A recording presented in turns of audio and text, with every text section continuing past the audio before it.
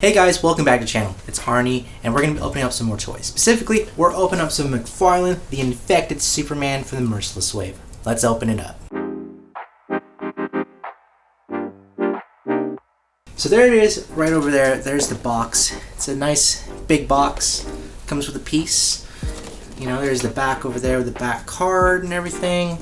And yeah, like I'm excited to open them up. Let's do it. This Superman Infected comes with the card, a regular base, and interchangeable hands.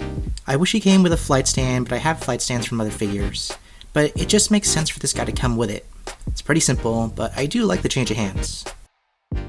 Holy crap, is the paint on this figure good.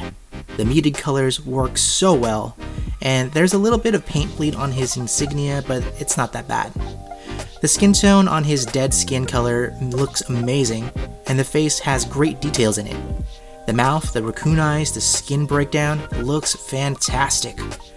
One thing I will say is that the head has a more tonal red to it that's apart from the neck, but that's also what the comic book art looks like, so I guess it works. Amazing paint job.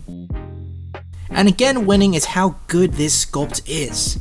The body has a great proportion to it, unlike the regular Action Comics 1000 Superman. I really like this large torso build and his large legs as well. The cape is also well worn and feels thinner, which I like, and it doesn't add weight to the figure, which would offset the balance. The insignia is a separate mold placed onto the chest instead of a paint job, which is always a good choice. And finally the face, it's just amazing. It really adds a great dimension to the face.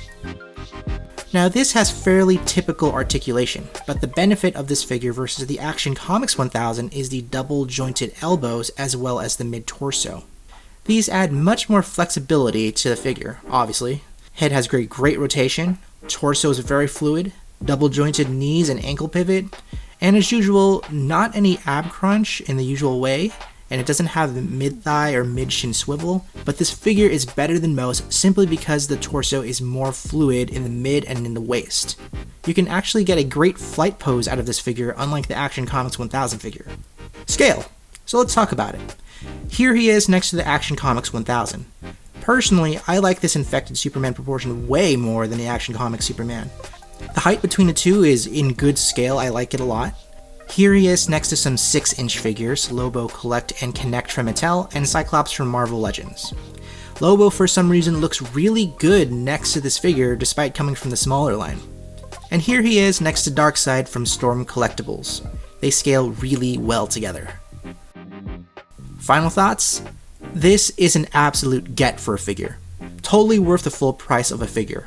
Everything about him is what makes a great action figure. The paint is on point, the thicker sculpt and face is a great choice, and the articulation is one of the best in McFarlane line, especially since it is a larger figure.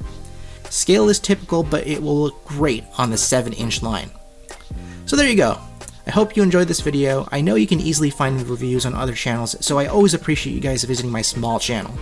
Make sure you follow me here as well as Instagram at TheNerdBuster, and until next time, adios.